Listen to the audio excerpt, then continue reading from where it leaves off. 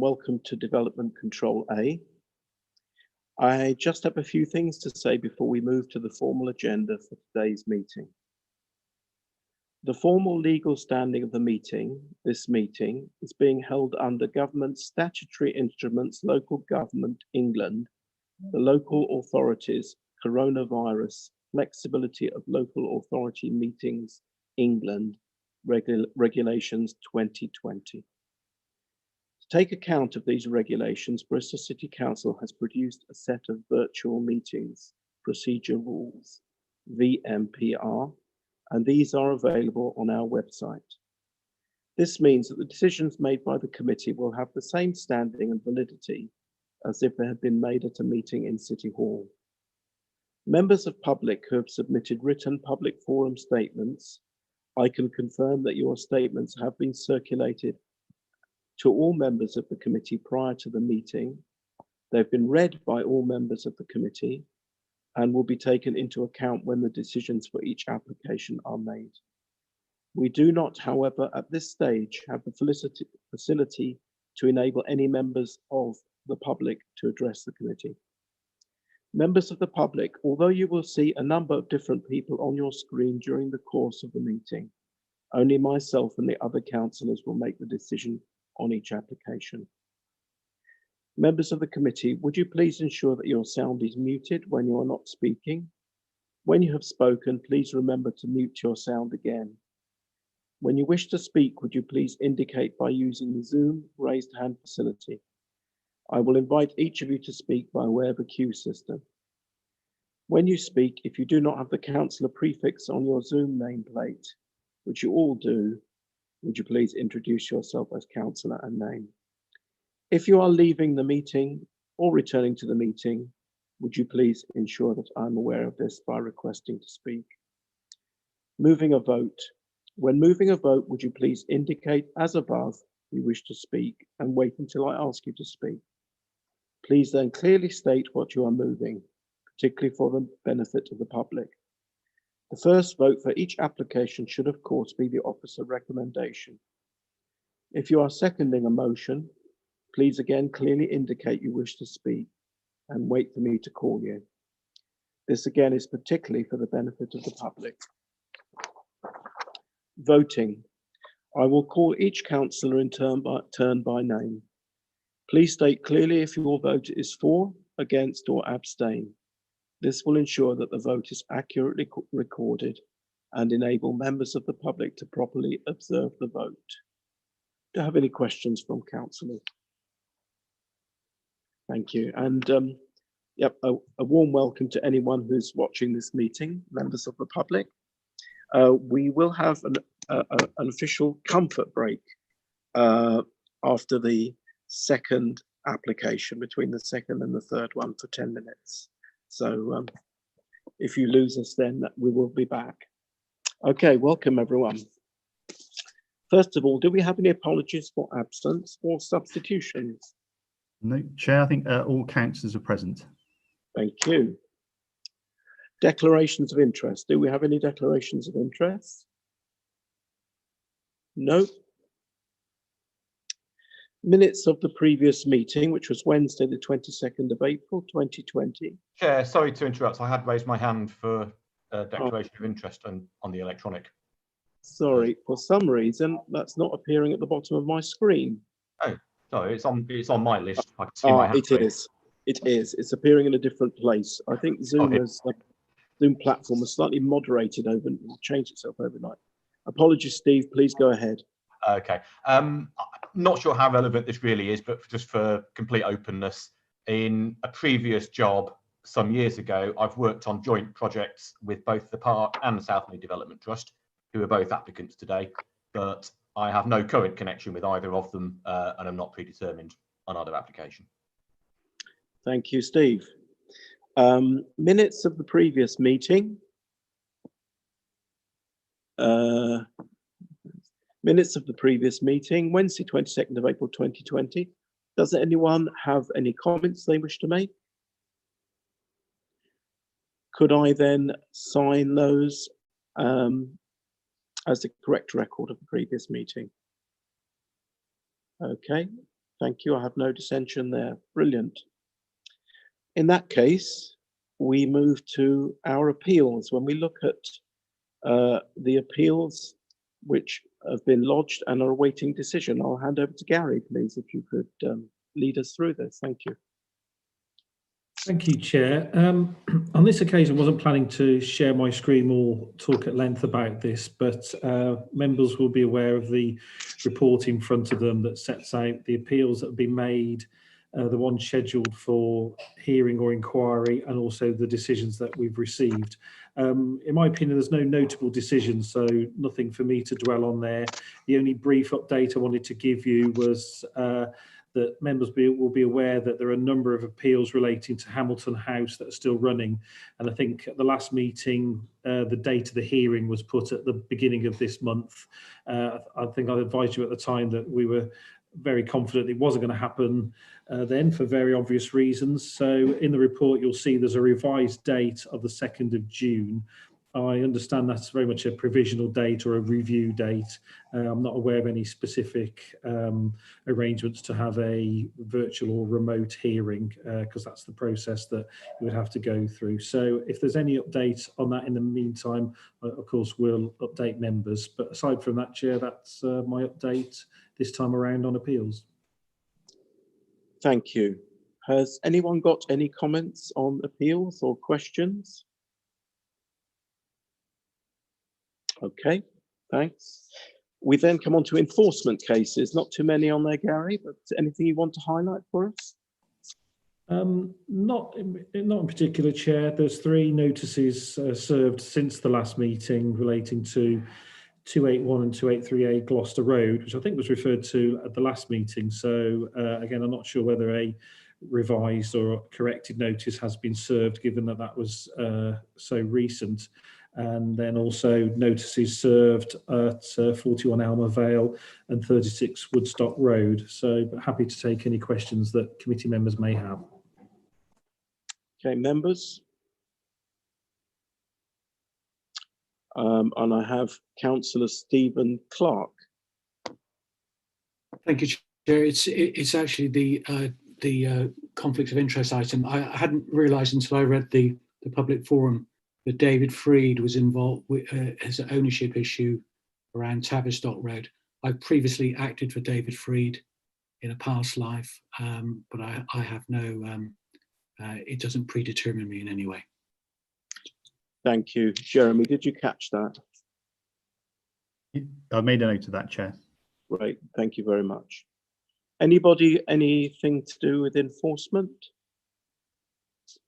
No. Okay. In that case, we move on to the 3 applications that are in front of us. What I'm going to do now is I'm going to read out the names of those people who've sent in public forum statements regarding this particular application. And the application in front of us now is number 19/05491/X53 Colston Street. Just to reiterate what I previously said, which is that all public forum statements have been sent to members well before the meeting and have been read by members. And we have public forum statements from Ben and Erica Debuison. Sorry if I haven't pronounced your name correctly. Christine Fisk, Hamilton Caswell, Dawn Shorten and David Wilkinson. And that's all the public forum statements received on this. Gary, if you'd like to take over from here, just to say the officer's report on this was particularly helpful. I mean, officer reports are always helpful, but this was particularly good, especially elucidating the differences between the licensing and the planning regime.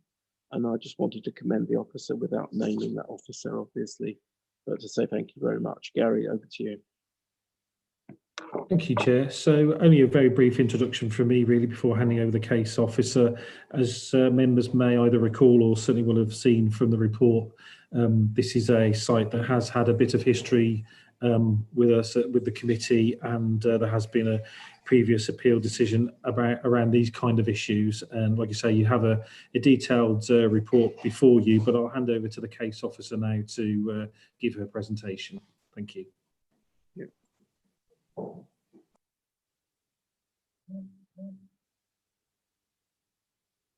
Good afternoon. I'm going to share my screen with you now.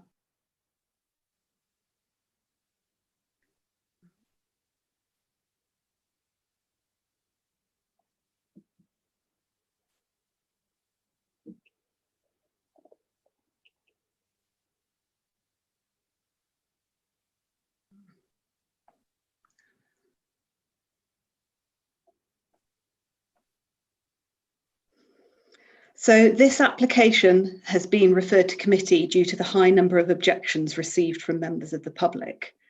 The application site is a restaurant at 53 Colston Street within the Christmas Steps Arts Quarter.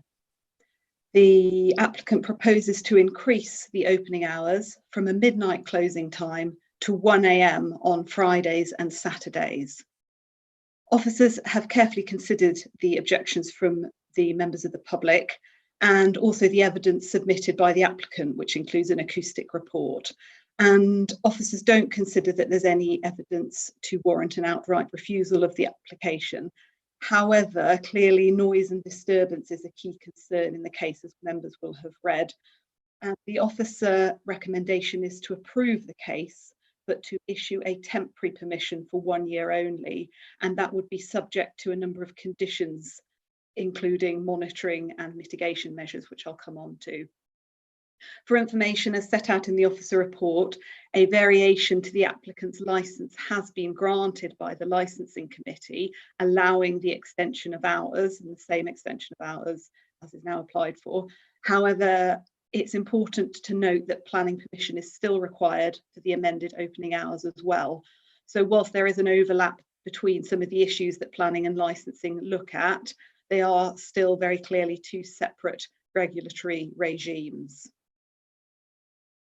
This is the site location. You can see this at 53 Colston Street, and you can see that the site is bounded on three sides by Perry Road, Colston Street and Lower Park Row. These streets have got a mix of uses, typically with a commercial unit on the ground floor and then residential units above. So here it's usually shops or cafes on the bottom and then flats above, the same around here. And there's also some residential down here on Lower Park Row. So this is an aerial shot of the site. You can see the restaurant, which is within the red line boundary. There's an entrance on Perry Road, which is here, I've indicated. There's also another entrance on here off Colston Street, so people walk up this bit here. The blue line is not part of the application, but it is an area of land which the applicant owns and is part of the restaurant's outdoor seating area, which closes at 10 o'clock. And within it, there's a smaller smoking area without seats, and that's got permission to be used for smoking until midnight. The applicant is not proposing to change any opening hours relating to the outdoor areas. So this slide shows the existing and proposed hours. So you can see that the only change is to increase the opening hours on Friday and Saturday from a midnight closing time to a 1 AM, and there's no change to staff. They will still need to vacate the premises 30 minutes after the latest time that customers are allowed on site. So coming on to consultation responses. As I mentioned earlier, there have been a number of neighbour objections. These relate to noise and disturbance. And there's been one comment in support. There's no objection from the Crime Prevention Design Advisor at the police. The Pollution Control Officer initially objected, but following the submission of a revised acoustic report, there wasn't any objection from the Pollution Control Officer. And the revised acoustic report that was submitted sets out that noise levels in the area, mainly from traffic, remain relatively similar between midnight and 1 AM compared to noise levels up to midnight. The report also concludes that with the premises operating for an extra hour, the increase of noise from customers leaving and a DJ playing music with suitable mitigation measures would be negligible. That's the wording used in the report. So on Colston Street, the increased hours would lead to a predicted increase in noise levels of 0.3 decibels. On Perry Road, this figure would be predicted to be 0.1 decibels. And it's worth noting that the human ear would generally only detect a change in noise levels of 3 decibels or more. So coming on to some of the proposed mitigation measures and how we've assessed and looked at this application. As I mentioned before, the applicant initially applied for a permanent extension to the hours, and the application is recommended for approval on a 1-year temporary consent only. And now after this time, the applicant would have the option to apply for a permanent consent to vary the hours, or indeed another temporary consent if they wanted. And if the applicant reapplied, then neighbours would have the opportunity to comment in the usual way. And the recommendation is also subject to a number of conditions, one of which would be a requirement for the applicant to produce a noise and disturbance monitoring plan. And this would include routine monitoring by staff. There'd also need to be specialist monitoring by consultants and reporting of. Another condition would be for the applicant to need to comply with their door staff and dispersal policy. And this sets out how the premises will manage people entering and exiting the building. For example, door staff would need to ensure that external doors were closed when not in use after 8 p.m. No customers would be able to enter or re-enter the premises after midnight. There would need to be a minimum of 3 staff on the doors on Friday and Saturday nights from 9 p.m. when the premises are to be open beyond midnight. And the report also the policy also sets out how staff would signpost leaving customers to transport and encourage them to keep noise levels to a minimum. So overall, officers consider that this is a reasonable way forward, which strikes a balance between the evidence presented in the acoustic report and the concerns of neighbours. And I'll now go into a little bit more detail about the neighbour concerns and how they've been taken into account. This includes some of the comments made in the public forum. So firstly, a number of objectors stated that the premises are currently poorly managed in terms of noise and disturbance. So neighbours have mentioned things like entrance doors being propped open, loud music, customers talking loudly as they leave, and so on. So the applicant's door staff and dispersal policy could deal with a lot of these issues, particularly the issue of doors being propped open, of course, if it's properly implemented. The relevant condition is also enforceable. And so if the applicant doesn't comply with it, then they leave themselves at risk of enforcement action by the local planning authority. And in addition, since the consent would only be for a year, then the applicant does have a strong incentive to manage the premises well, especially if they're considering reapplying for consent after the 1 year is up. So another concern which neighbours have raised relates to the use class. And people have written concerned that the increase in hours would encourage the premises to transition into more of a late night bar rather than to a restaurant. It's important to note that the applicant's got planning permission to operate as a restaurant, which is the A3 use class, and the application is therefore being assessed as such. So there is a microbrewery and bar area contained within the premises, but there's also a large restaurant area, and overall officers consider that the A3 description, the restaurant description, is accurate. Of course, should the balance of uses within the premises change for any reason, then members of the public would have the option to make an enforcement complaint. I'm just getting a note. Could I go over the mitigation slide again as the sound broke up briefly? Yes, I will go back. I'm going to go over this whole slide again. So, as I mentioned before, officers are recommending that there be a 1 year temporary consent. Although the applicant did initially apply for a permanent extension to the hours.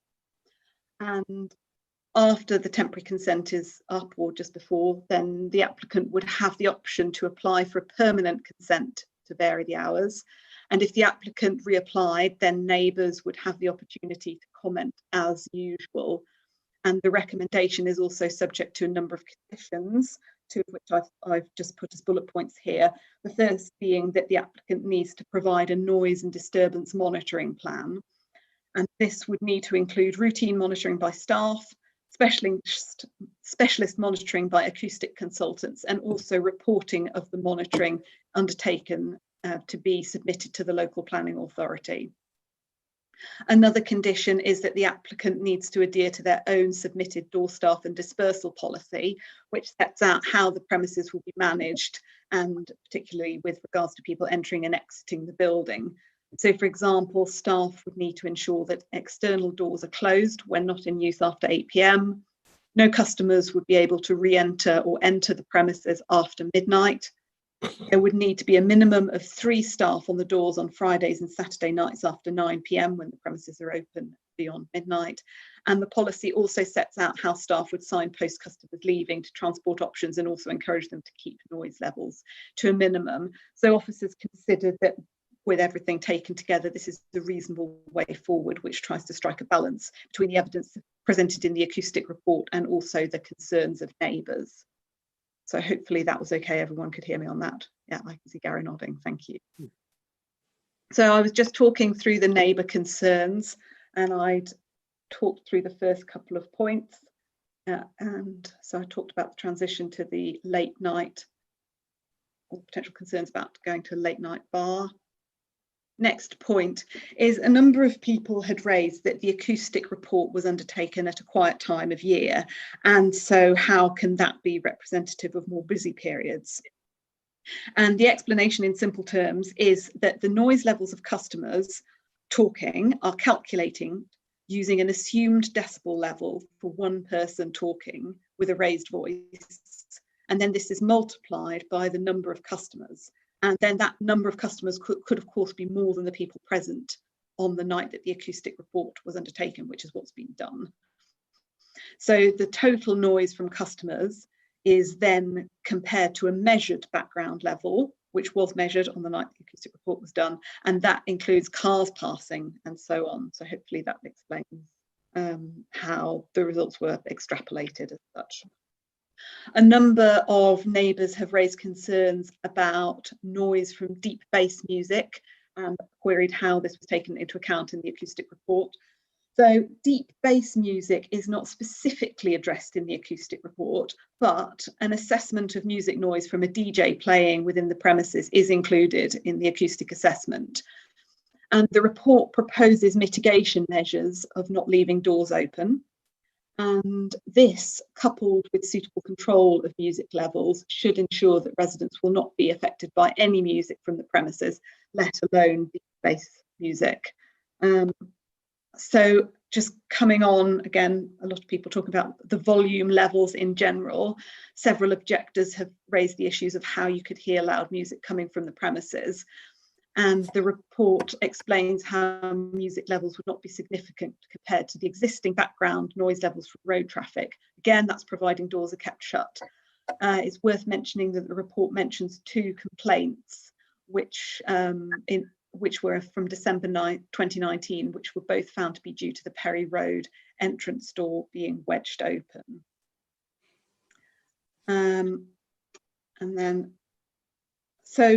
Again, another point that people have made is that different types of noise, for example, traffic noise compared to somebody shouting, have got different characteristics, and officers agree with this. And this is one of the reasons why the acoustic consultants were asked to provide a commentary of the different types of noises that were heard throughout the evening and how customers behaved when they left the premises.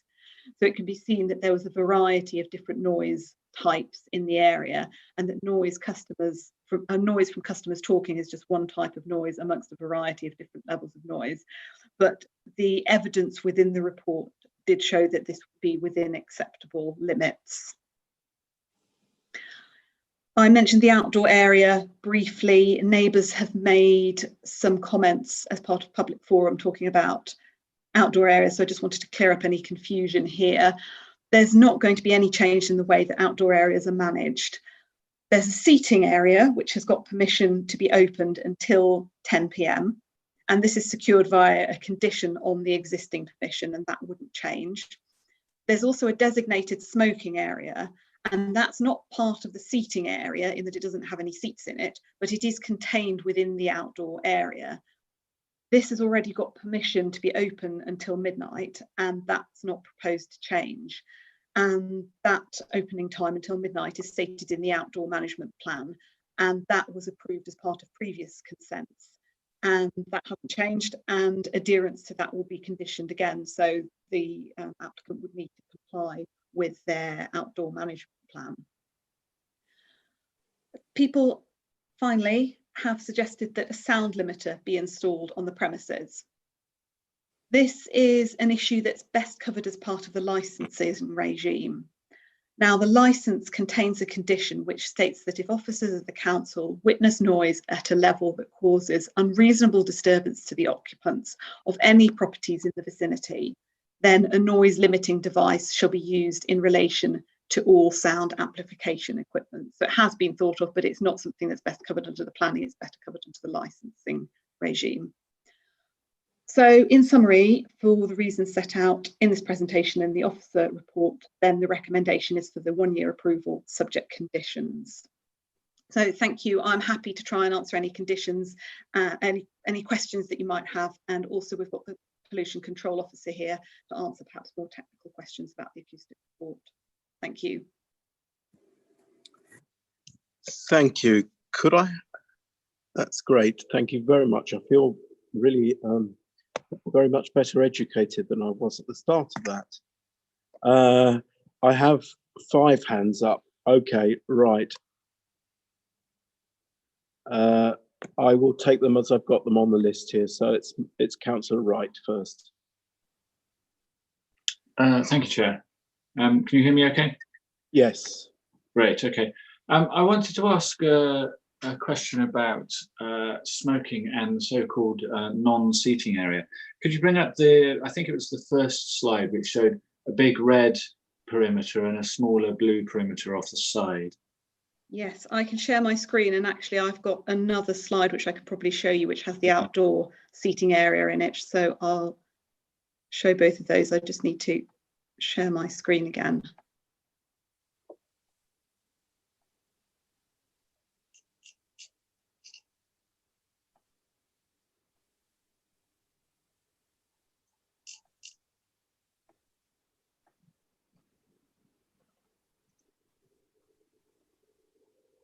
There was that one, and there's that one.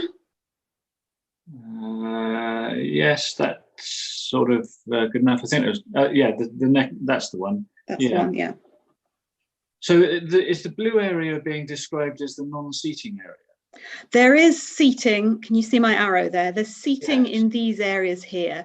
This is also a walkway through from the Colston street. And then there's a smoking area, which I think it might be helpful if I show you the slide, because the smoking area is kind of more centrally in this bit. Just hold on, I'll show you this. Scroll through there. So that's you can see here the seating area with seats here. This is the walkway which goes down to that Colston, that Colston Street entrance, which I pointed out a minute ago. And this smoking area, there's no seating in it. You can see that's outside of it, and that's shown in the applicant's outdoor management plan. Right. Yeah. I mean, I want to query the validity of this. I mean, I work about 50 meters from here, so I go here quite frequently in the evenings, and I don't see how they are able to claim there's any difference between the smoking area in red and an area next to the smoking area which is outside and has seats and where it is legal to smoke in the whole of the rest of the area. Because what happens is people, when they go out to smoke, they go and they sit on the tables because they're entitled to, because there's no law against them sitting at the tables and having a smoke in an outside area.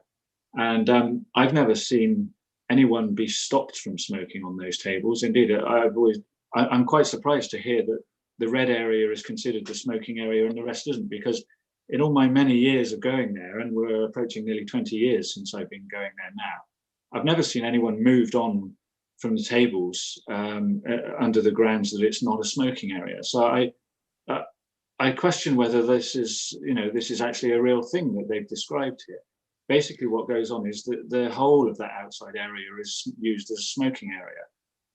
And from my experience, as I was the local councillor for the area for 11 years until 2016, I haven't been since then.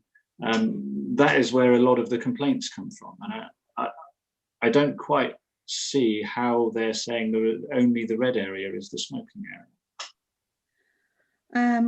Couple of things, just thinking through this. From a planning point of view, nothing's changing between what they've got consent for and what they're applying for now. But I suppose, again, from a planning point of view, adherence to this outdoor management plan is being conditioned. So if people had concerns or complaints about it not being managed in accordance with the outdoor management plan, then they could come to the council, make an enforcement complaint, and we would then investigate that. Gary, I don't know if you've got anything else to add to that. I think the only it's more of a question to you, Kader, if it helps. I mean, there's nothing in law that stops someone smoking, as Councillor Wright has said at the other tables there.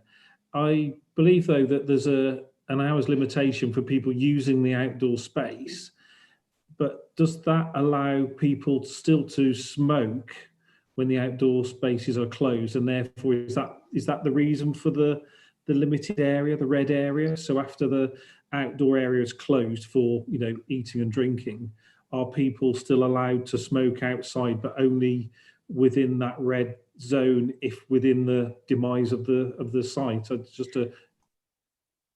That's correct. So the rest of the outdoor area is closed at 10 o'clock, and then the non-seating smoking area is open from 10 p.m. until midnight. That was approved as part of the previous permission, and that's still shown in the outdoor management plan that the applicant has submitted as part of the current application. Okay, so the red area is really, it's the area to which people are restricted to smoking between the hours of 10 and midnight then, isn't it? Yeah. Really, rather than anything outside of that. So I think that's where the enforceability comes in after 10 o'clock. Yes. Okay. Councillor Clark?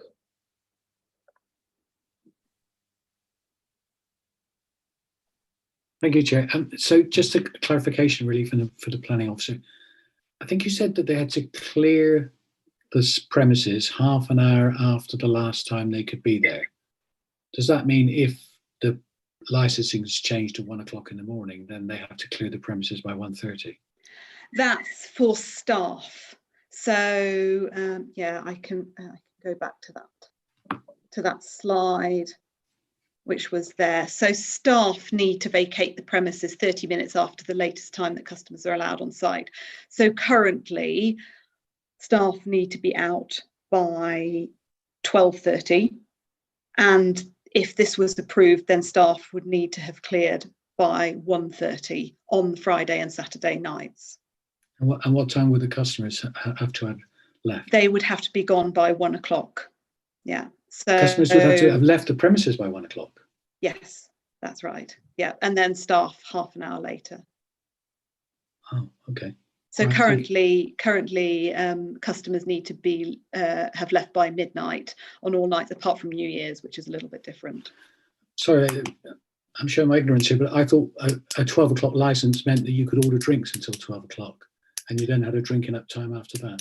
Is that not right? Well, that's probably a licensing issue, whereas this is just the opening hours to customers, which would be separate from any licensing restrictions on when drinks could be bought. I don't know much more about that, but well, the open hours to customers would mean that they could buy drinks till 1 o'clock, I would have thought. Anyway, we don't know. Okay, thank you.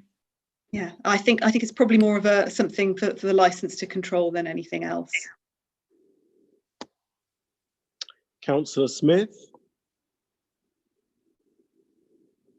Thank you, Chair. A few linked questions about the 12-month period. Firstly, I'm assuming the place is closed at the moment, like everywhere else.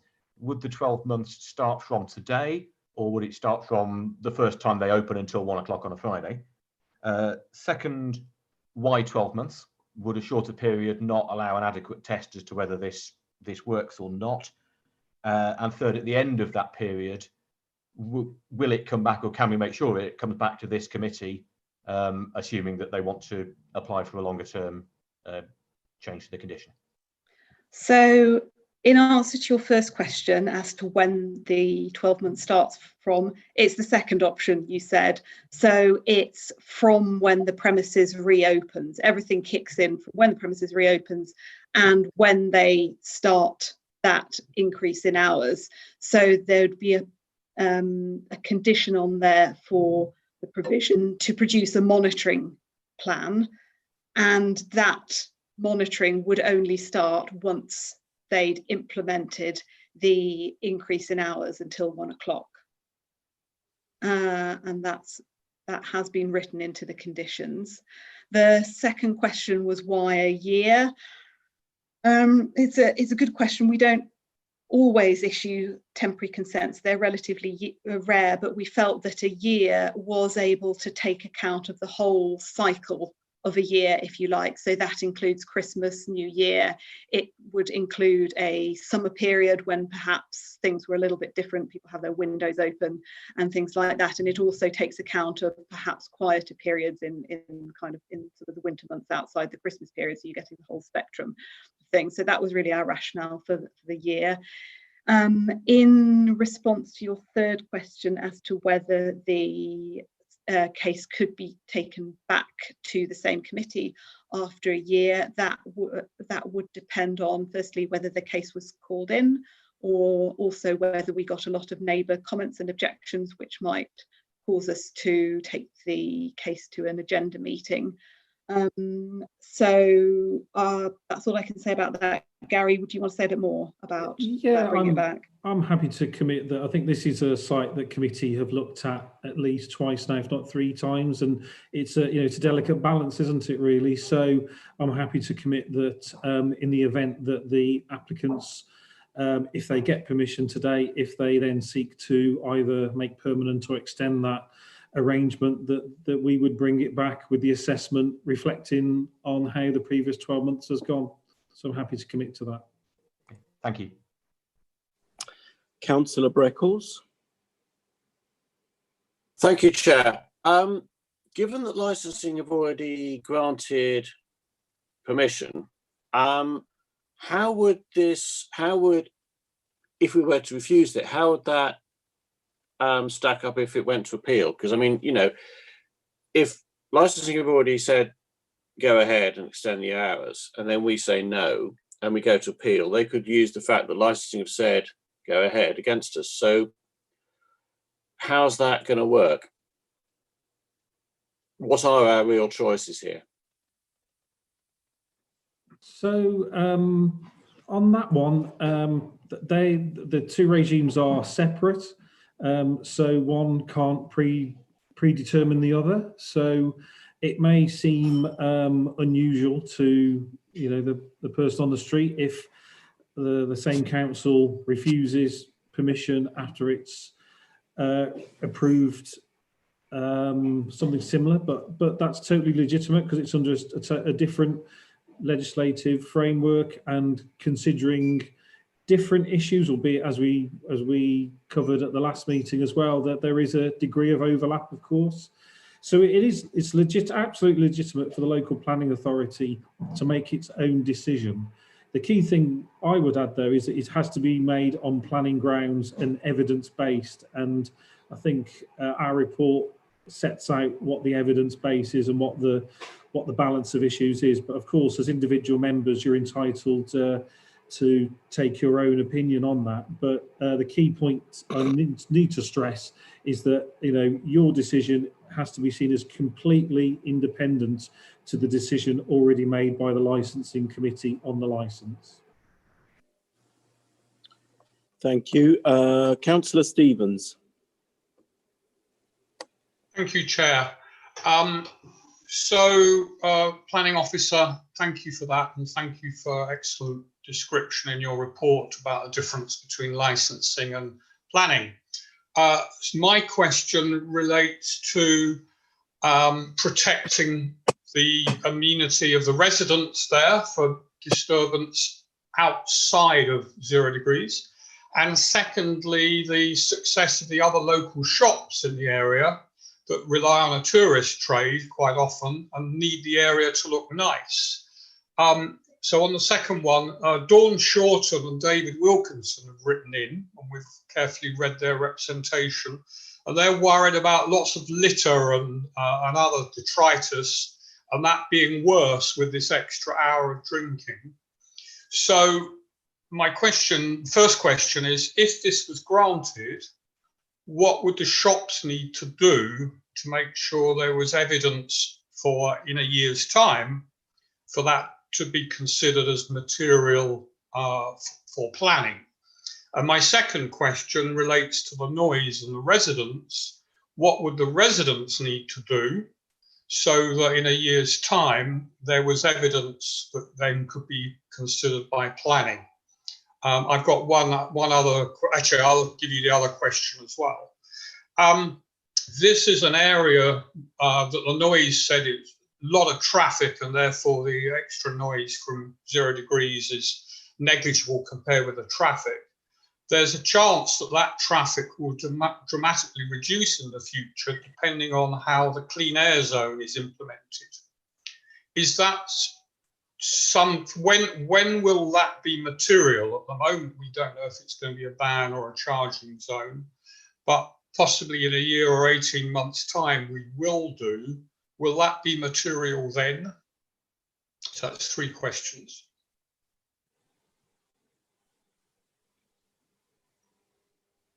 Okay, thank you, Councillor Stevens. I've written those down, so hopefully I'll do my best to address them, but if I don't, please do repeat them. There was a question about what the shops would need to do in order for evidence to be considered by planning, and this relates to litter and things like that. I suppose in the case of this application, we need to be mindful that it's just an increase in hours from midnight to 1 o'clock on 2 days of the week. So sometimes maybe it might be, I imagine it's slightly difficult to quantify litter from just that increase in hours. I would imagine, the question no one's really asked me for, I suppose in terms of evidence, we take into account written statements, but we've also received photographs as part of public forum and or as part of neighbour objections and objections from shops.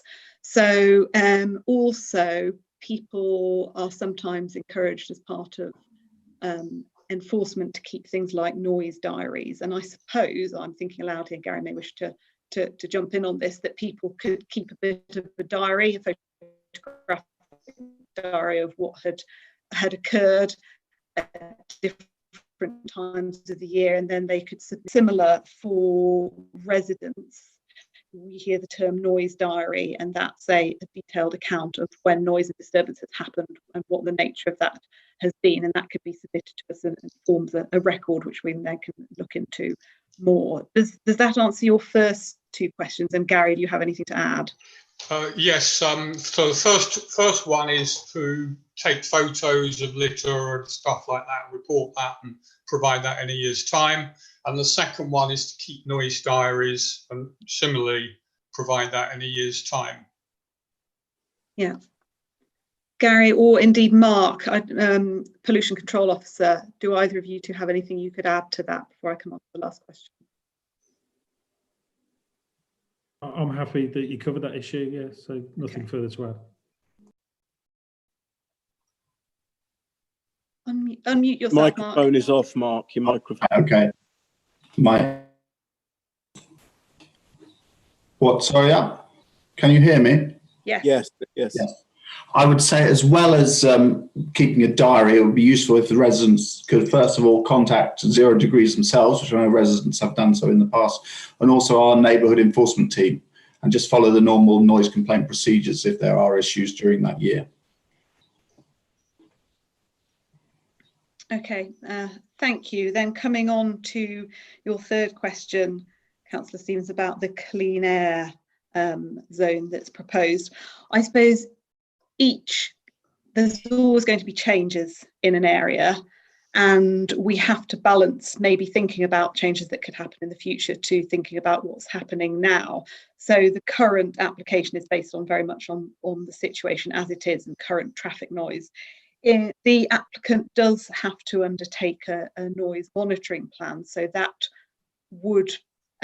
includes input from specialist acoustic monitoring. So that may start to record any decrease in traffic that we're having. Again, in a year's time, we would probably expect, I should imagine, a new acoustic report and new acoustic information to be submitted, and that again might capture any decrease in traffic as a result of changes relating to any clean air zone.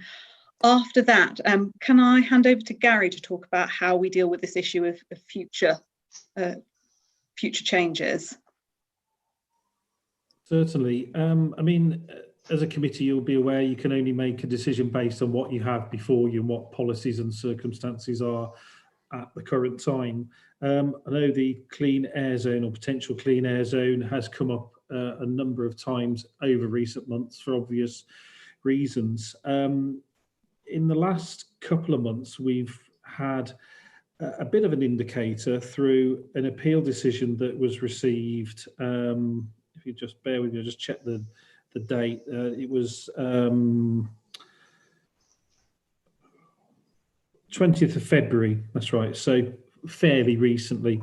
And this was for the BRI's proposed car park and cycle parking and bus stops, transport hub. Their air quality was one of the reasons for refusal.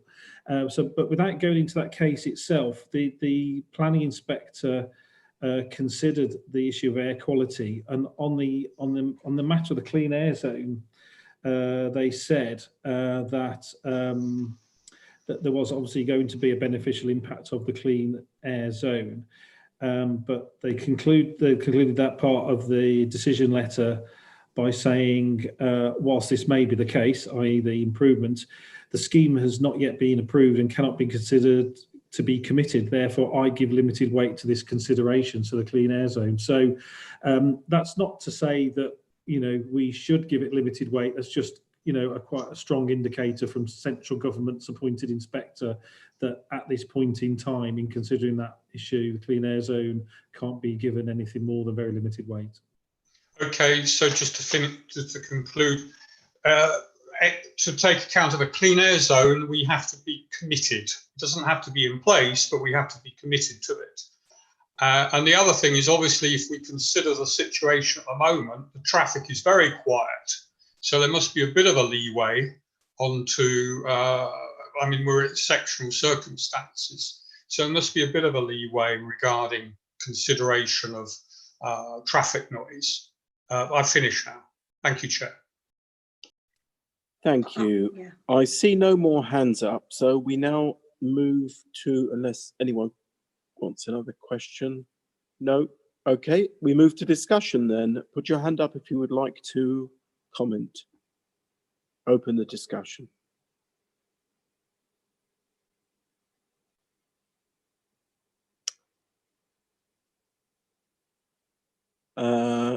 Councillor Wright.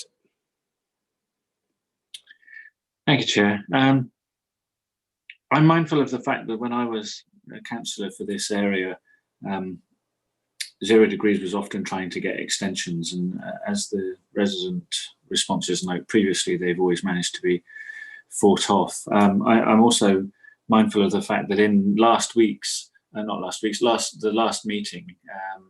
when we were again talking about a late licence, I made the point that I've always thought that venues that are good neighbours should be rewarded, and venues that are not good neighbours should need to have to prove themselves good neighbours to be rewarded. And I wouldn't say that 0 degrees was a bad neighbour. Its record is sort of moderate over the years. There have certainly been complaints, but I don't really feel that I can vote for this. I realise that the licensing committee have already done their bit, and they've already said that it can go ahead. But personally, I don't feel able to vote for this. I'm too worried about the amount of noise from people coming out an hour later. Like I say, I go down there often. Colston Street in particular is really narrow, and the houses that are opposite that exit onto the side of the slope are, you know, they're not more than 30 feet from where people are piling out drunk at one in the morning. So I will decide whether I'm going to be abstaining or voting against this as other people speak. Thank you, Councillor Smith. Thank you. Just reflecting on this, and as Councillor Wright said, we had a very similar application previously. I think this is another situation where this is legally, this is a restaurant. It's got an A3 consent, but it certainly blurs the boundaries between what's a restaurant and what's a bar. And I think perhaps the divide between an A3 restaurant and an A4 bar is perhaps slightly outdated as the hospitality industry moves on, and maybe we need to do a bit of thinking at policy level about how we handle these kind of places that are a little bit of both. As far as this application goes, I think a trial period is the right way to go. I was minded to seek a shorter one, but I think I've been persuaded that 12 months is the right length for a reason, and people can always seek enforcement action during that 12 months if there's a major problem. So borderline, but I think I am going to support this. Thank you, Councillor Breckles. Yeah, thank you, Chair. I have to say I have some sympathy with that. I do think a trial period is probably a more sensible way to go, and it doesn't guarantee that if the thing goes that there are problems, it doesn't guarantee that permission will automatically be granted next time. We can look at the evidence and say there's been no issues, or it's been a challenge. So I think a trial period is a reasonable thing to do. I agree with the comment that Councillor Smith just made about, you know, the boundary between restaurants and bars is getting more and more blurred. But yeah, I think a trial period is probably the sensible way to go. If it was just permanent permission, I'd have more hesitation. But I think a trial period means if it doesn't work, we can scrap it. Thank you, Councillor Stevens. Thank you, Chair. I'm comforted by the fact it's just a trial period. I'm comforted by the fact we know what residents and shops know what evidence they need to provide during that trial period, should there be any issues.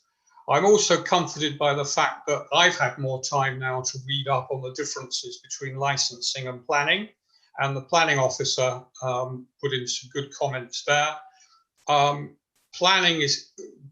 The jurisdiction of planning is based on amenity, and that to me is things like the litter outside and things like the noise as lots of people are leaving and going down the street.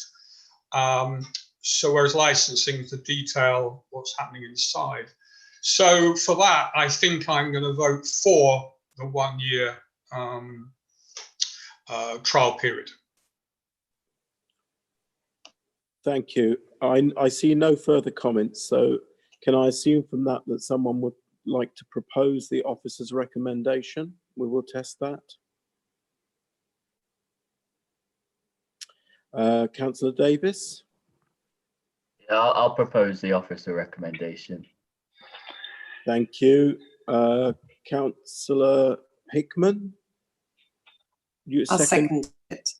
Okay, thank you. We have a proposer and a seconder for approval, which is the officer recommendation. So I will move around you one by one and ask you whether you would like to vote for that, against that, or abstain. Is that clear?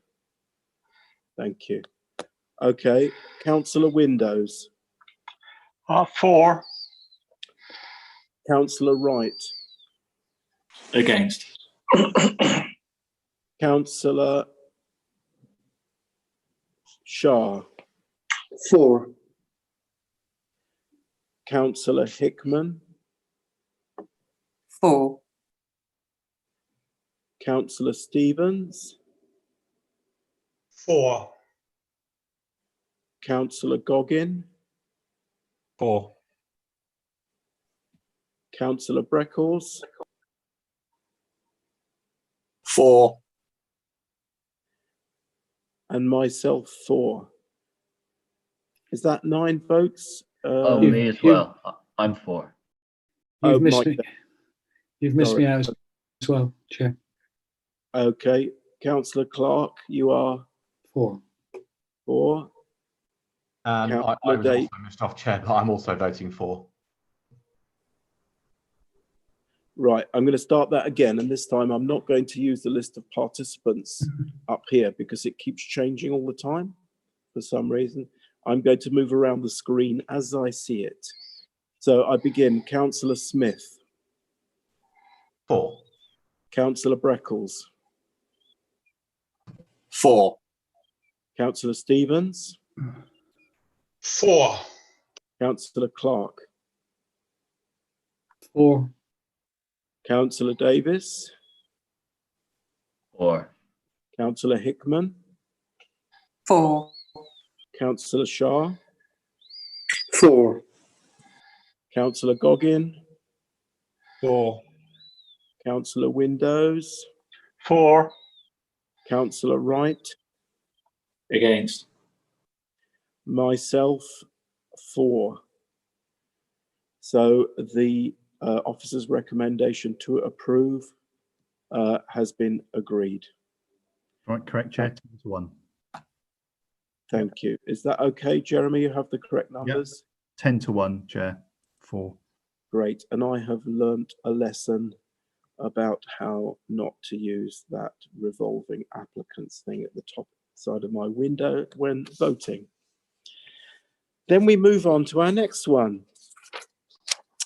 Planning application number 19, // 04970F, just land at Tavistock Road, the old boxing club, Tavistock Road. And we have here only one public forum statement, and that is from David Freed, who is representing the applicant. Gary, can I hand over to you, please, to lead us on this? You certainly can, Chair. I'll just hand over straight away to Natalie, who's the case officer, who'll present this item to the committee. Thank you. Thank you. Thank you, Gary. Good afternoon, everyone. I'll just share my screen with you so you can see the presentation.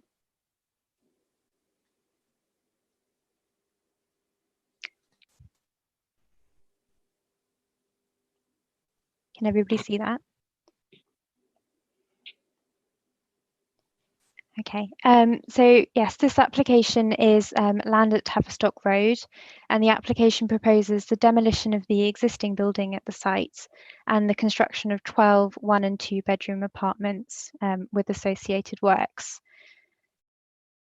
So the application site relates to an area of land to the south of 37 Tavistock Road and to the west of the Park Centre in Knoll West. The site has until recently been used as a boxing gym owned and operated by the park, but the gym has recently relocated to Jubilee Hall in Wedmore Vale and the building is currently vacant. The site is currently occupied by just a single-storey gym building in its southeast corner and is surrounded by hard standing.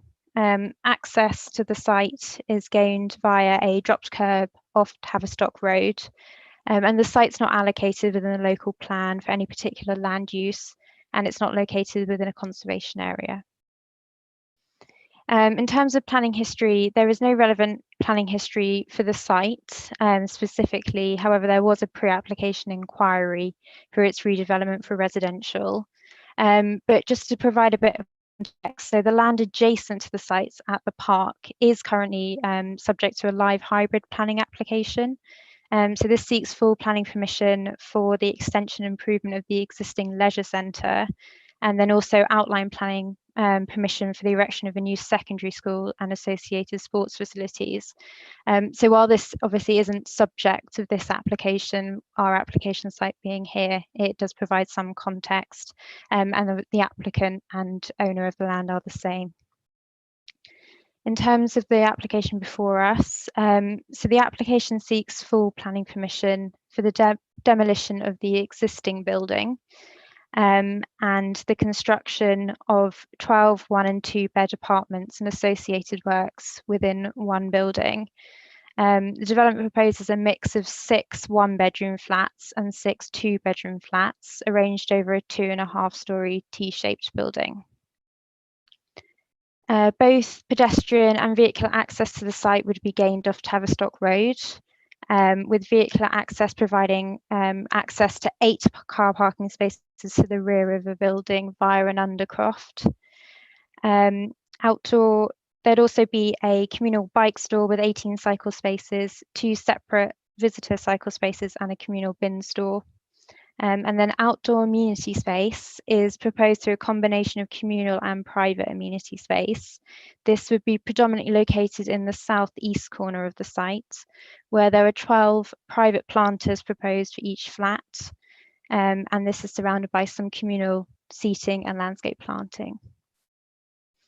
5 flats on the ground floor would also benefit from private terraces, and 2 flats at first floor level would benefit from private balconies. The proposed development would be finished in a mixture of red brick, buff stone render and grey render, and there would be a section 106 for the site should planning permission be granted, which would secure 2 affordable dwellings. In terms of publicity and consultation, there have been 2 rounds of consultation for this application, and during the first round of consultation, which expired in November 2019, 18 responses were received. 16 of these were an objection and 2 were neutral. In terms of comments made in objection, these concerned insufficient off-street parking provision, overdevelopment of the site, impact on residential properties, design, and the loss of the community asset. Then during the second round of consultation, which expired in January and followed the submission of revised plans, 1 further objection was received, and this raised the same comments and concerns as previously. No objections have been received from internal, external consultees or ward councillors, and the reason the application is brought before committee is because of the level of objections received. Also, as indicated by the chair, 1 public forum statement was received, and that was submitted by the applicant. So in terms of the key issues for the site, the first one is the principle of development. So given the existing use, we need to consider the loss of the community asset, and it is considered that this is acceptable and would not create a shortfall. So the boxing club that previously utilised the site has relocated to Jubilee Hall already, and this is located within a 10-minute walk, so within the same locality. It's also considered that the existing building is in a state of disrepair and no longer suitable to accommodate community uses. So it's therefore considered that the loss of this asset is acceptable. When turning to the proposed use, this is an existing residential area, therefore residential is considered to be acceptable. The application would also positively contribute to the housing mix in the area by contributing to the level of flats and number of 1- and 2-bed properties, which are currently significantly lower than the Bristol averages. And the development would also provide 20% affordable housing, which is in line with policy. Turning to design, so throughout the determination, the City Design Group have been consulted, and they have confirmed their support for residential at the site and have welcomed some improvements that have been made through the provision of revised plans. So the development, whilst proposing a modern vernacular, has been designed to loosely follow the building line along Tavistock Road, and the 2.5-storey elevation is considered acceptable. There has, however, been some concern raised by the City Design on a number of detailed elements of the development, including the rear arrangements and fenestrations. However, on balance, it is considered that the concerns raised by the City Design Group would not warrant the overall refusal of the application. As stated at the start, the site's not allocated within a conservation area, and it benefits from no residential development to the rear. It's therefore considered that the higher quality elevation to the front of the building and the lower quality elevation to the rear is acceptable. Furthermore, obviously, during determination, there have been the submission of revised plans, and it's considered that this has improved the level of private amenity space for residents and future occupiers. And the City Design Group have also confirmed their general acceptance of the proposed material palette. Turning to residential amenity, it's considered that the impacts of overlooking and overbearing are acceptable. So the nearest properties to the site are 37 and 57 Tavistock Road, which are located either side of the application site. The proposed building contains no windows on the side elevations nearest to either property, and therefore it's considered that there will be no direct overlooking to the properties themselves. There are, however, 2 windows proposed at first floor level on the northern elevation in the rear block of the building. However, there is a minimum 21 metre separation distance from 37 Tavistock Road's rear garden and these windows, and also intervening tree planting is proposed. Then at the rear on the southern elevation, there are also 5 windows, including 1 balcony proposed, and these would face onto the garden of 57 Tavistock Road. However, again, to overcome the impacts of overlooking onto this rear garden, the proposed building line has been pulled back from the site boundary, so that's when compared with the existing building. And the windows have been positioned to ensure that 2 out of the 5 windows would only overlook the very end of the garden, where there's a rear outbuilding, and intervening landscape planting is proposed. And then all other windows are proposed to the rear, and they would overlook the park where it's grass pitches. So in addition to the windows, there are also 2 balconies proposed on this elevation. One balcony on this is proposed on the rear elevation, and 1 balcony is proposed on the side elevation fronting onto 57 Tavistock Road.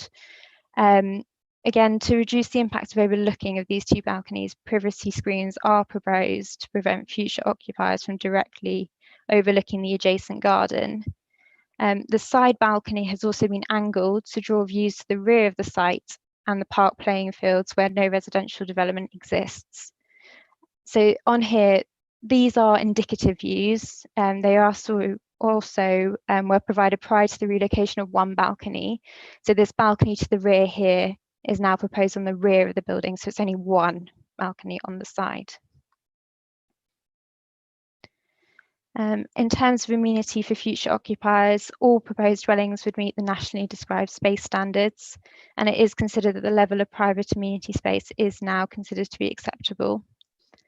7 of the flats would benefit from private space through a combination of terraces and balconies, and all 12 flats would benefit from private planters and communal amenity space in this part of the site in the southeast corner. The proposed development has also been reviewed by the Environmental Health Officer, given its location adjacent to the park, which obviously includes existing and proposed sports pitches. However, the EHO has raised no concerns in relation to the existing or proposed noise environment. And during construction, a construction management plan is proposed as a condition. Finally, turning to transport and movement, and the concerns that have been raised by a number of residents in relation to parking pressures. TDM have reviewed the application and raised no objection. A transport note was submitted with the application, which concluded that on the basis of census data for the site, 5 parking spaces would be required. However, 8 parking spaces are proposed. And Transport Development Management has raised no objection to the over-provision at the site, and has concluded that sufficient room exists on the street to accommodate at least 2 further vehicles without compromising safe access to the rear parking court. As mentioned earlier, the development also proposes 18 cycle spaces for future residents, and 2 visitor spaces which meets the required standards, and a separate lockable and enclosed bin store. Finally, sustainability. The sustainability statement demonstrates that through a combination of energy efficiency measures, including solar panels and a communal gas system, a 21.6% carbon dioxide saving could be achieved, which is in line with policy and slightly above.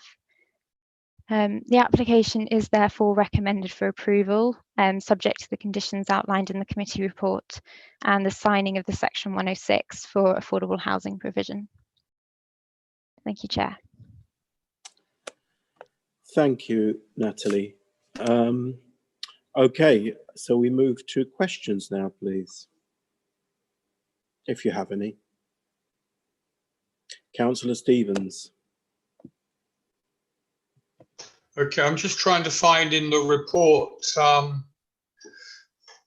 Yes, waste. So it's on page 93. It talks about Bristol waste crews cannot access the land. So I'm assuming that the bins are stored in the car park and then they're brought out to the front of Bristol Waste to empty. What can we do if they're not then taken back in?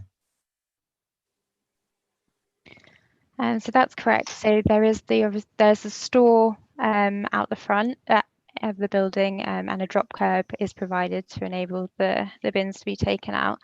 In terms of making sure that they're brought back in, there is an option to provide a waste management plan, but it's not something that's been raised as a concern by either TDM Waste or any local residents. So it's whether we think it's necessary to implement that and to impose that as a condition for the application. Obviously, the ward I have is a different type of ward, but certainly it would be essential in Clifton Down. So maybe I'd be interested in what other councillors think, whether we should condition that.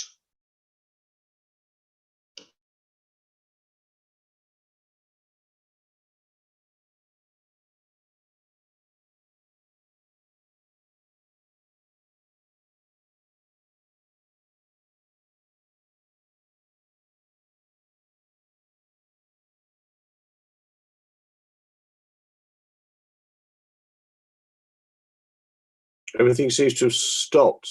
Don't know what's happened. Councillor Breckles. Yeah, I suppose you could condition a waste management plan, but obviously we've got that assuming it doesn't, the officer's recommendation doesn't go through, and I suspect it will anyway, because it's a fairly, I think, you know, I think it's a fairly sort of positive scheme. So, yeah, if there's no more questions, shall we go on to discussing it? I'll say that when Chair, Fabian, when we've gone through the questions, if you don't mind. Okay. Have any questions?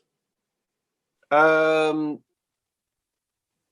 really. I'm willing to consider the waste management thing then. Thank you. Any further questions? Okay, a discussion.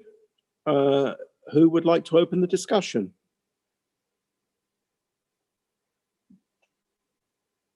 Councillor Breckles.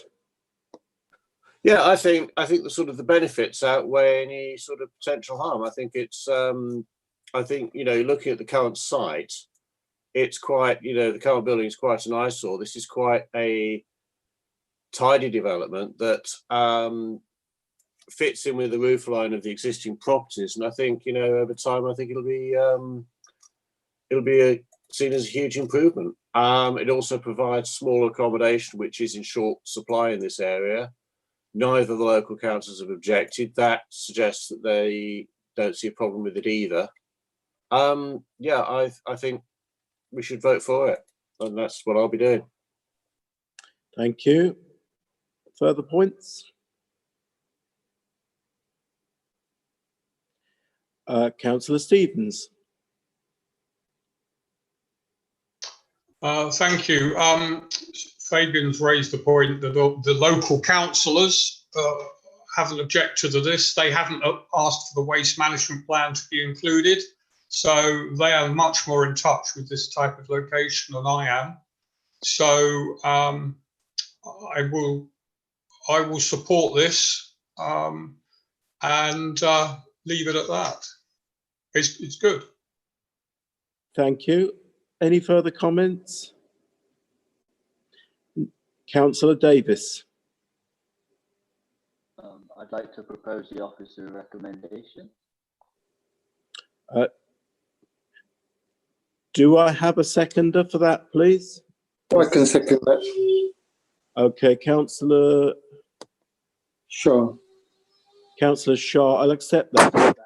Could you put your hand up and not use the thumb feature, please? I think I saw a thumb up, but I accept your seconding from Councillor Shah. Thank you. So we have a proposer and a seconder for the officer's recommendation to approve. I will now go around as I see you on the screen. If that order is a mystery to you, just leave it. That's the order we're doing, okay? So you may say approve, or no, or abstain. Councillor Smith. Approve. Councillor Breckles. For, approve. For, okay, thank you. For. Councillor Stevens. For. Councillor Clark. Approve. Councillor Davis. For. Councillor Shah. For. Councillor Goggin. For. Councillor Windows. For. Councillor Wright. For. Councillor Hickman. Approve. Okay, and myself for. I make that unanimous approval of that Chair, could I application. just check Councillor Smith? I think he just cut out. His vote was also for. It was for, yes. Okay, that Correct. is unanimous. So that is unanimous, Chair. Yeah. Approval. Thank you. The time by my clock, which is the definitive one, is 15:17. So can we meet here at 15:30, please? So that gives you just over 10 minutes for a comfort break. That's 15:30, the meeting will recommence. Thank you.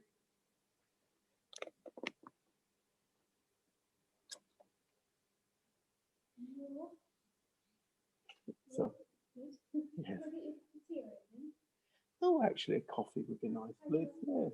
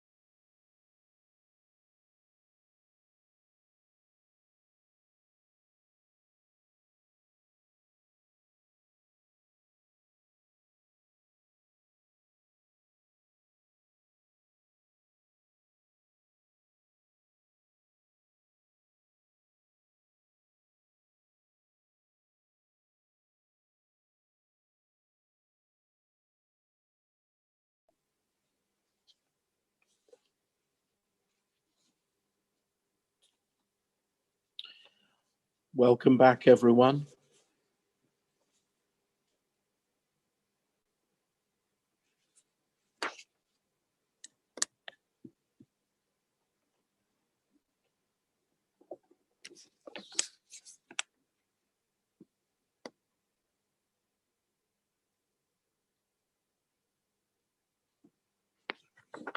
Okay, I think I see everyone here.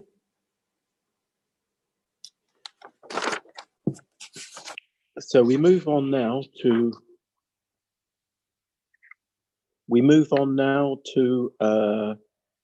19-04705F, which is Glencoyne Square in Southmead. And I have some public forum statements from Mike Murch, who is the chair of Arnside and Glencoyne Square Regeneration Board, Alan Piper, chair of BS10 Parks and Planning Group, Alan Aburrow, John Woolcock, and Hannah Walker from Southmead Development Trust. If you're just joining us, welcome. And I'll just reiterate what I said at the beginning of the meeting, which is that public forum statements have all been circulated well before the meeting. So our council, the members of the committee have read them and will certainly take them into consideration. And the officer in his or her report will address any concerns highlighted in those public forum statements. So I hand over now to Gary. Would you lead us on for this, please? Thank you, Chair. Not much of an introduction again from me on this one. I'll hand over to Angelo, who's the planning case officer, who's done a comprehensive report for you.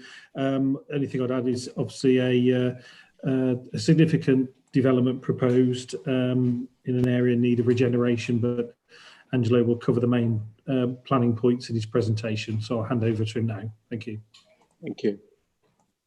Thank you, Gary. Just share a screen.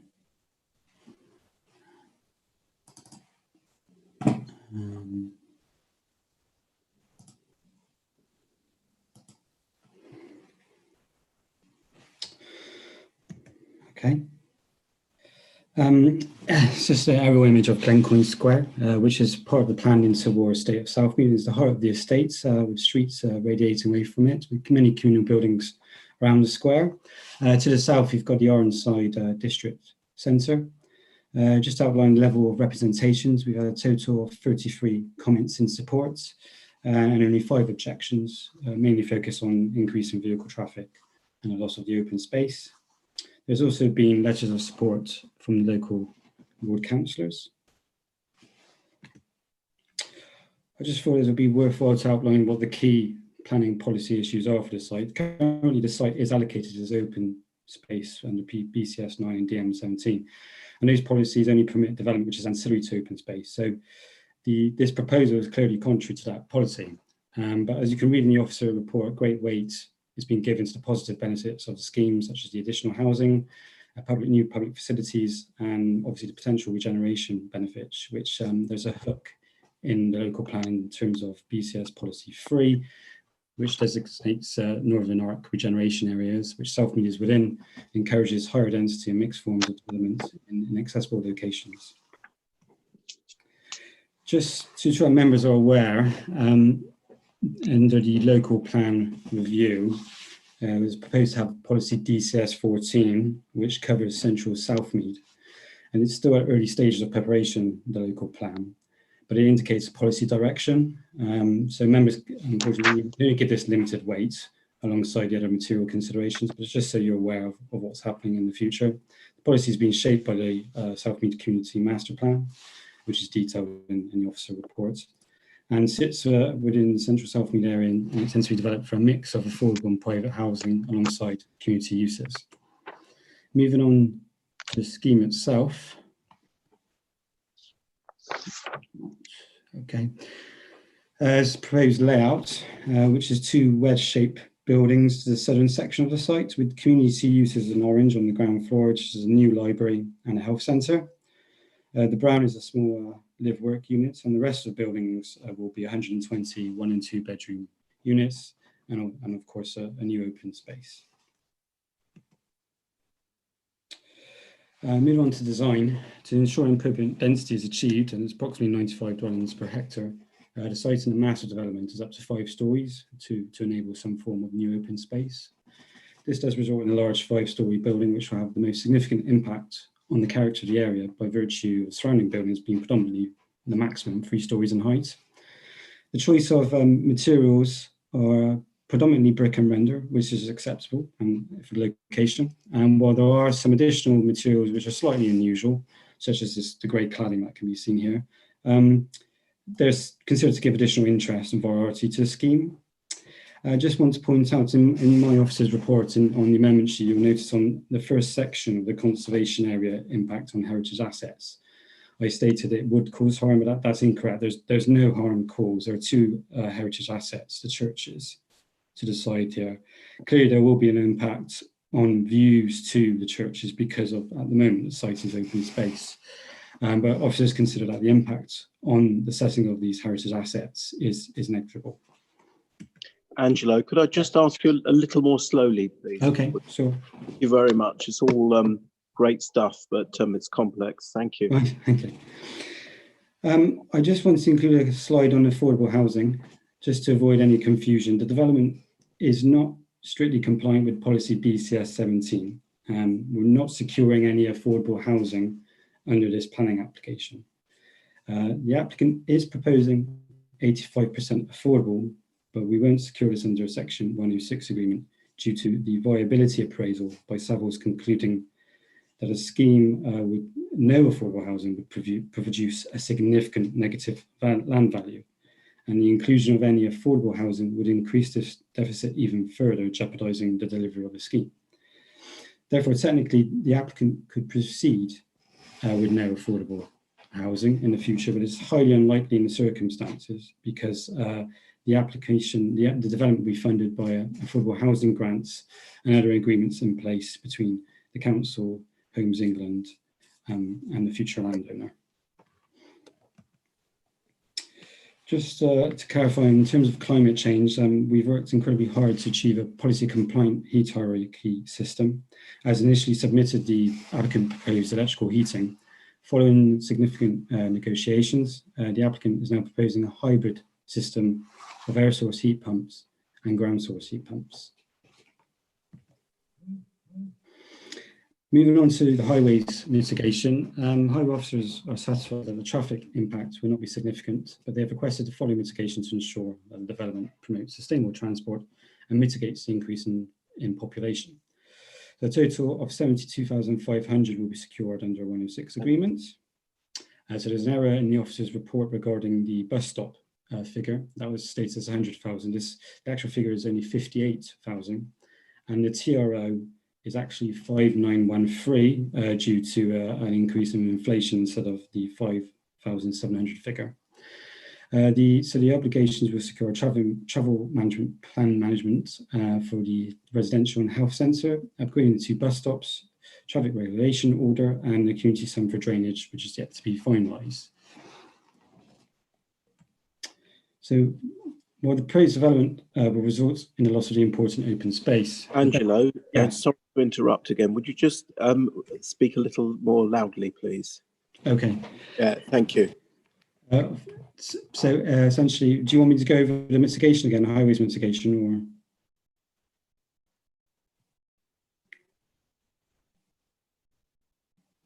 I couldn't hear that. Sorry, I couldn't hear that. Sorry. Yes, just start with highways mitigation, please, and just yeah. Thank you. Okay, so the highways mitigation.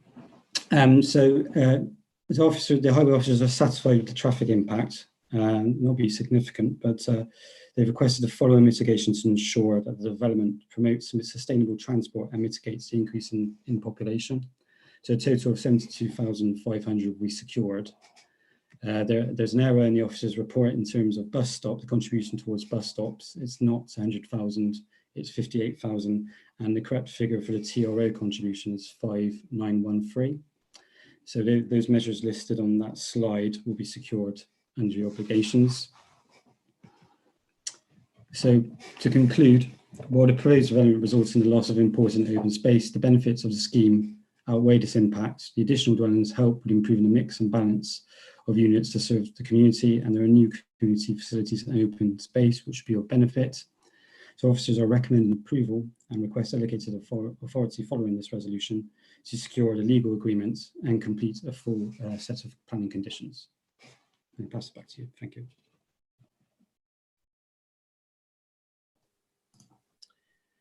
Thank you. Gary, would you like to, thank you, Angela. Gary, would you like to say something? Yeah, just wanted to emphasise the affordable housing point, really, that Angela is quite correct in that normally when we're dealing with a site involving affordable housing, obviously there is the viability process to be gone through, and that's happened here just as background. And so we shouldn't really be securing any affordable housing through the planning system here because of that fragile viability situation. However, it is extremely likely that there will be a significant amount of affordable housing as the outcome of the development of this site. The report makes reference to, extensive public funding. That's the only reason why the site's coming forward. There's reference to well-known registered providers such as Yarlington and United Communities. There's the Southmead Development Trust as well. So I just wanted to emphasise to the committee that whilst amongst the suggested heads of terms of the legal agreement, there isn't one for affordable housing, and that's quite correct and policy compliant in terms of viability. The expected outcome is a significant amount of affordable housing. So I just wanted to re-emphasise that point. Thank you, Chair. Thank you. Councillor Smith, you wanted to say something? Yeah, thank you, Chair. It's a slightly unusual situation. Since the start of this meeting, when we did our declarations of interest, I had a LinkedIn notification just popped up on my screen from a senior member of staff at Southmead Development Trust, which is the applicant here, who it turns out is a former colleague of mine from a completely different job. I didn't know this person worked at Southmead Development Trust until I saw that. And just to be clear, they've made no attempt at all to influence this meeting. I suspect they're probably watching on YouTube and saw my face on the screen and thought they'd say hello. So it doesn't influence my decision at all, but I just thought I should mention in the interest of openness that contact has happened during the course of this meeting. Thank you. I'm very happy to note that. Anyone, any problems with that? No, you all seem happy. Councillor Breckles, I see your hand up. Is that a question? Yes, it is on the affordable housing. So we're told it's illegal, we'll get 85% secured by legal agreement. And then we're told we'll probably get affordable housing by legal agreement. Surely we can condition it. Obviously there's loads of public money going into this development and the local community are supporting it. Local councils are behind it, local development groups are behind it. It's a good looking scheme, but how do you make sure that it's not just likely, but it's guaranteed that we will get what we think we're giving permission to, which is a mostly affordable housing scheme?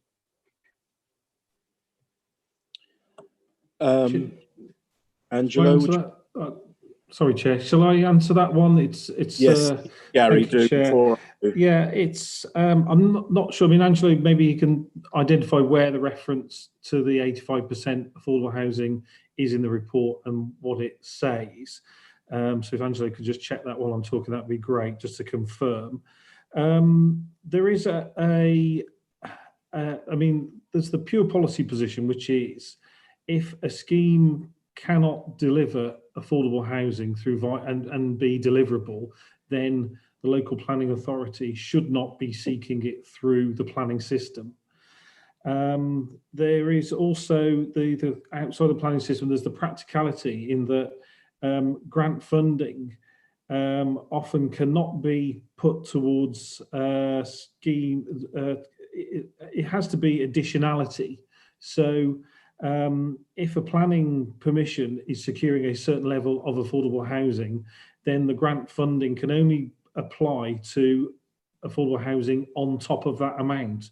It can't include it. So say if by virtue of any planning permission granted this afternoon, the planning authority secured, say, 50 affordable units, then the promoters of the scheme cannot then get grant funding for those 50 units. So it would, not only would it be contrary to policy, but it would actually undermine the ability to actually deliver affordable housing on the site. I know it's a very complicated matter, but that's the way that grant funding works, really. So I think, the advice we've given is correct, but perhaps Angelo could come in and just remind us what the report says, where it refers to the 85% likely outcome of affordable housing.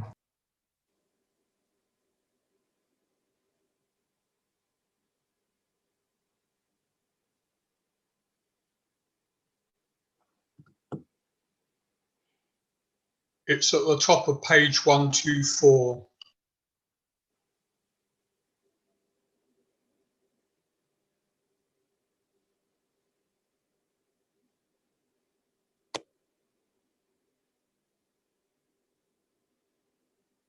Angelo, your microphone is off, I think.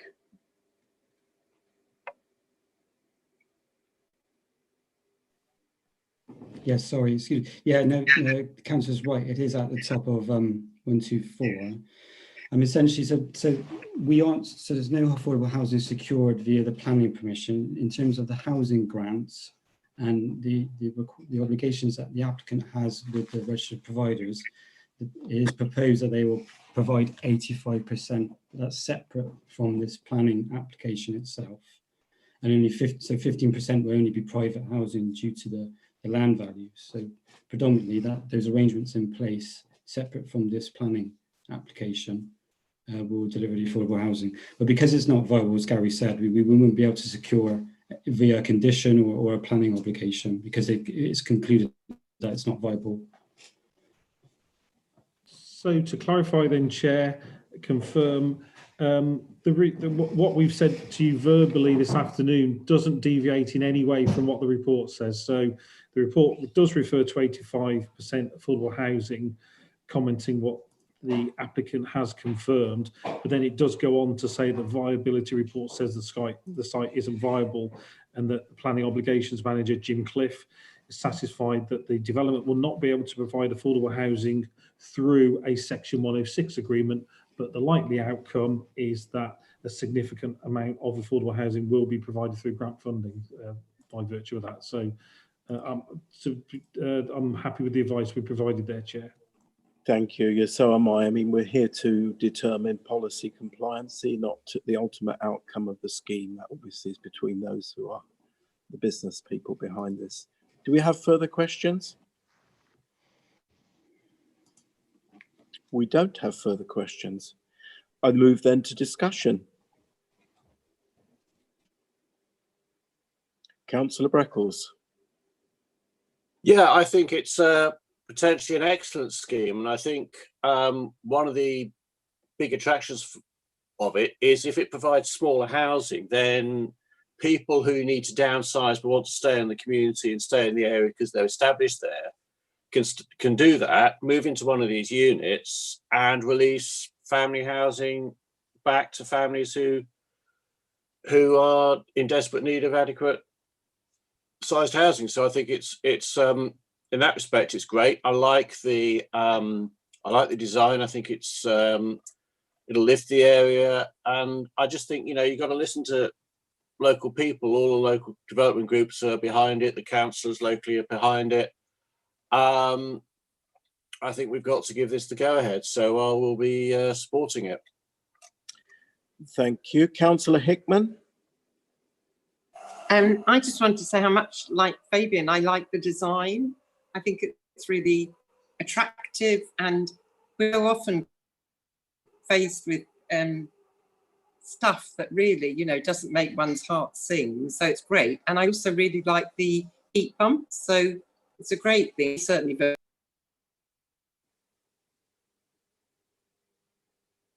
Councillor Hickman, we lost you there.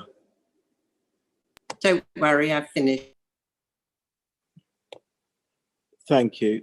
Councillor Steve Smith. Yes, same as what we've heard, really. I just want to congratulate the team behind this. I think to see a development of this scale, especially on a green space, with the amount of public support that this one has, is extremely rare. And I think that speaks to the level of engagement and the way they've gone about doing this. I think it's a great scheme and no hesitation supporting it. Thank you. Councillor Shah. Thank you, Chair. I'll be supporting this as well. I think it's great. The design has really pulled in the community. It's also got school children involved in the design as well. And it will really help lift up the area. It's been neglected for far too long. And just picking up on the heat pumps, utilising underground heat. I think that's very good. That's very innovative. We've got something similar in Easton and Owen Square. So it's great to see that they're using innovative solutions. This is what we really need in the area, and the potential that this will unleash for very significant affordable housing will go down really well for local residents. There are people really struggling in the area, and also it'll be good for the local shops as well. It will be a real boost to the area, for an area which has been neglected for many decades. Thank you. Councillor Stevens. Thank you, Chair. I'll be supporting this. As you can imagine, I was all over the viability statement when it first came out, and I was gobsmacked that they couldn't afford any. But then when you go into the detail, it's a great illustration that if you try and design something that actually suits the community, the private sector can't deliver it. The housing market is broken. Well, we can't sort that out today. But this is a perfect example of what a complete mess we're in. But I will be voting for this. Thank you. Councillor Davis. Yeah, it seems like a real good news story, and I'm sure the local community are really looking forward to it happening. So I'd like to propose the officer recommendation if no one else wants to speak.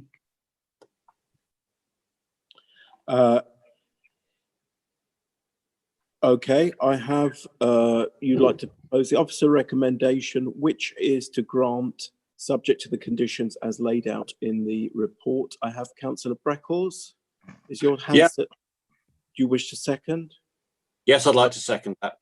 Then I have a proposer and a seconder now for grant the application with the conditions as set out in the report. So I'm going to go around you as you appear on my screen, and I'm going to ask you yes, no, or abstain, or you are going to tell me that. Thank you. So Councillor Breckles. Yes. Councillor Stevens. For. Councillor Smith. For. Councillor Davis. For. Councillor Wright. For. Councillor Shah. Sorry, for. Councillor Clark. For. Councillor Windows. Your sound is off, Councillor Windows.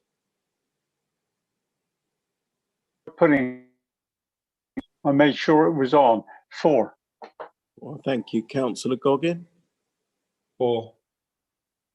And Councillor Hickman. For. And I also am for. So the application is approved subject to the conditions as laid out in the report. And that concludes our meeting. Thank you to everybody, those who've attended online, councillors, and also to our officers who put in so much effort, both planning officers, democratic services officers, IT, and others. Thank you very much, and we look forward to seeing everybody at our next meeting. Thank you. Goodbye then. Thank you, Don. Goodbye. Thanks, Don.